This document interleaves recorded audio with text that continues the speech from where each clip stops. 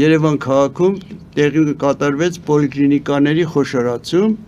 եւ արդյունքում մեր պոլիկլինիկան լուծարվեց եւ միացվեց եւ խնդիր դրվեց, որ բնակչությանը պետք է սպասարկի Շենգավիթի 13-րդ պոլիկլինիկան։ Ասեմ, որ այդ 13-րդ պոլիկլինիկան գտնվում է Շենգավիթ թաղամասում, լոգիստիկ լուրջ խնդիրներ կան, ուղիղ կապ չկա անգամ տրանսպորտային այդ պոլիկլինիկայի հետ։ Այսինքն երկու տրանսպորտ պետք է փոխեն, որ հասնեն այդ պոլիկլինիկա։ Հա, մոտավորապես երկու տրանսպորտ, հետո էլ որոշակիորեն քայլելով։ Այսինքն թոշակառուների համար Եվ քանի որ հիմնական պոլիկլինիկայից